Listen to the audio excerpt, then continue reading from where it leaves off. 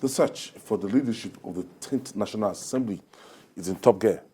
The ruling All Progressive Congress, APC, and the president-elects are targeting consensus for the Senate President and the House of Representatives Speaker. The APC National Working Committee and the president-elect proposed the consensus option after a meeting in Abuja to avoid a rancorous contests and ensure unity and cohesion. CKN,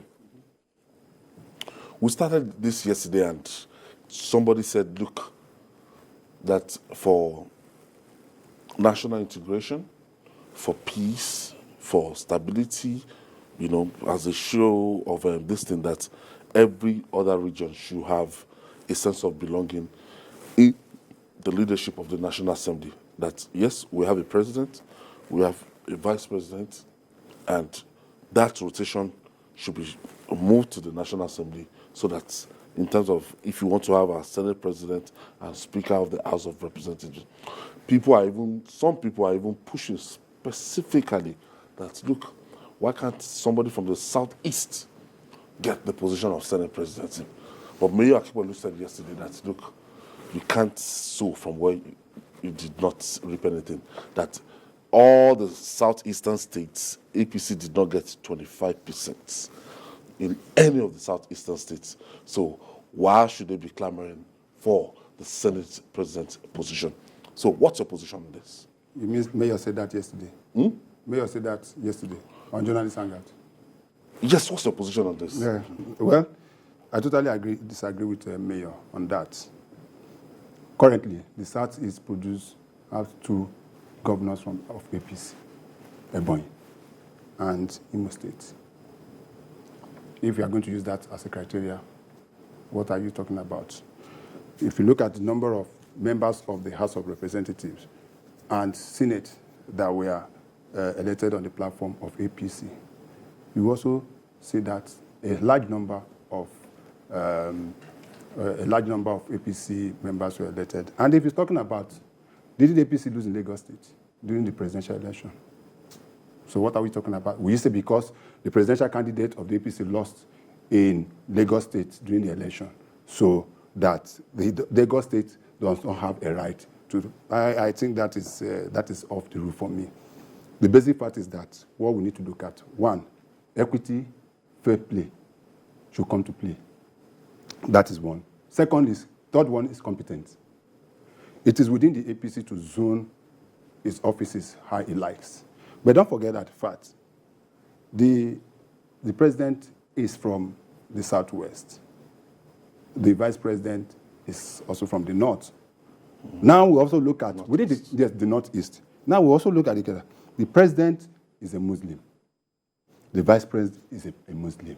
And whether we like it or not, religion and tribe is a big factor in Nigerian politics. Whether you like it or not, we cannot claim to be. Even in America, Joe Biden was being ordered as the first Catholic president of the United States of America. Second, out of over 200 years of. If Americans will be saying that, then you cannot remove it. So for me, it does not matter. I personally feel that dragged religion inside that is not necessarily no, it didn't start so there. No. Let's go back. Right from even 1960 or 1960, whenever you had a president that is a Muslim, it was not written in the Constitution. We've always, even under the military. Which one name of the military? Is it what's his name? The only time that even during Babangida regime, when he was the only time that you have a debate was Idi Agbon and Muhammadu Buhari. I think that was the only time. So, but let us not forget what we're talking about. We're looking at the National Assembly. I personally feel that, one, competence should come to play. Two, APC should be able to put its act together. But because what is happening now is people will always lobby. We've forgotten quite easily what happened in 2015. The fact that APC has a majority membership in the National Assembly doesn't mean that it may end up producing the leadership of the party. Because in 2015, in as much as APC produced was the president of the Senate, but you saw what happened. The APC had a candidate, but the opposition quickly rallied around Bukola Saraki, and that's how it became president. Now, AY, the opposition party have the highest number of members in the House of Representatives. They have more members than APC. All the opposition parties put together have more members than. What it means that if they come together and decide on their own that they want to elect the Speaker of the House of Representatives, if they are united, they can pick it from APC. So everything about politics is about lobbying, discussion, and the rest of them. But if I have my own way, personally, I feel that the president of the Senate should be zoned to the southeast. Don't say I'm being selfish. It's not being selfish. You might say it all because there are capable individuals in the southeast who have the capable. The south is also someone like Akpabio wants to be the Senate president. And when it comes to president of the Senate, ranking comes to play. It's not just within their books. I think it's within their rules that it must be ranking. You don't just come in as a fresher and want to become the Senate president. It has never happened. Let me listen to Solomon on this. I make reference to what Mayor said. If we go by that, then are we saying that the only thing that matters in the election is the presidential elections? APC did not only contest the presidential elections, they contested House of Reps and they contested in the Senate. Southeast has senators of APC, leaning. Senator Juzo Kalu, former governor of Abia State, is a returning senator. Osita Izunaso of Imo State is a returning senator as well. Then you have Governor Dave Umahi, who has also gone to the Senate, so he's of APC. You also have people from the House of Rep who are APC people. But having said that, I will always quote that word, that power is also not handed to you a la carte. Yes, it is true that fairness, equity must come into play. But these things, if I want fairness, equity to come into play, I must also take into consideration what is the interest of the other groups. So this is a decision that has to be taken within the party about where they want to go, what they want to do. And sometimes, if the majority interest and opinion overrides the issue that you talk about, fairness and equity, which would have allowed, say, the Senate presidency or the speakership to be zoned to the southeast, if the other overriding interests will be higher than that, then there is nothing anybody can do about it. Yes, we may talk about lobbying, but this is a process where consensus has to be arrived at in taking that decision. Inability to arrive at a consensus and be able to manage all of the interests that will come into play within the party, then they will have the same problem they had in 2015, the APC. So in handling this matter, I think that first and foremost, the whole of the party would have to come together and take a decision on this. It's not a bad idea if the Southeast, for a sense of belonging, gets the Senate presidency or the speakership of the House of Representatives. But everything will boil down to whatever the interests of the other regions will also be, and how the APC as a party will be able to manage this for their role, for the sake of their internal democracy and the stability of the party, or else they will have much bigger problems in their hands.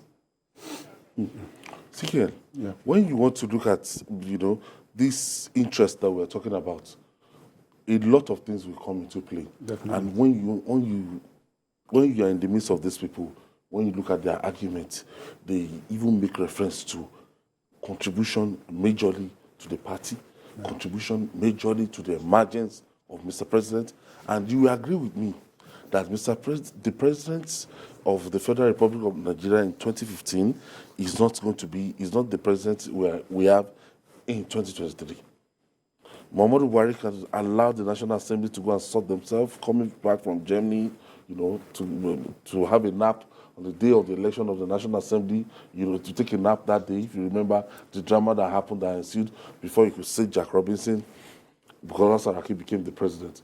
The same thing will not happen to Bola Tinubu's time. Hope you are taking that into consideration. Yes, I do have taken that into consideration, but don't forget that we are operating a constitution where there is separation of power. Let us not forget that. Yes. It's his own interest. Yes, no, I know. His interest is the interest of Nigeria, not just his personal interest. The president is, was elected by Nigerians. So it is first and foremost our interest, not the interest of the president. So anything he's going to do will be to the interest of Nigerians, what he thinks is right for Nigeria, if you understand what I'm trying to say. So the problem we've always had in the past is that we try to have an overlap in terms of functions. The Constitution is very specific. It's like you saying that whoever is going to be the Chief Justice of Nigeria, that the president, yes, in as much as it is a different ball game, that has nothing to do with politics. But I believe that the president-elect must have a say. He will also have an idea of those he thinks that he can work with. He also have an idea. But I don't want us to have, you are talking about the president sleeping, and then I don't want the kind of last Senate, the National Assembly that we had. A Senate that was more like a rubber stamp. That anything that they say that anything, the Senate president came out to say that anything that the president gives us, we are going to approve. That is not why Nigerians elected them. The essence of electing is that to be able to have act as an oversight on the executive. If there are areas, the problem we have today, part of our problem we have, especially in the financial, with our finances, is because of National Assembly. Every single loan that was taken to the National Assembly by the president was approved by the Senate. Today we are running over about 40 trillion in debt. What are we talking about? So that is my own perspective. But I totally agree with you that the president must have a say. He must have the party yourself must have a say. But the overall interest of Nigerians must be taken into consideration when we are picking the Senate president and also the word leaders. Must have a say is improper. He will have influence. But having a say is a hard call in this sort of thing. So if you talk about separation of powers, then it will be contradictory for the president to have a say. The president can have influence. The president can be able to, be an arbiter in between and weigh the interests and try to be seen to play the role of a statesman in bringing them together, in moderating the interests within the party and the political interests of individuals. Usually, in this kind of thing, the president is not seen, but he could be felt. So it's more about interest and not a say, because in 2015, the president couldn't have a say, even if he wanted to have a say. Now, the president actually wanted to have a say in a way, because the president actually had a candidate. The party had a candidate. Now, what you had that played out in 2015 was because the president didn't use his influence sufficiently enough to get these things together. So what the president will learn to do in this sort of situation is the influence, not the say. We are just trying to, we can only pretend not to know what happens in politics.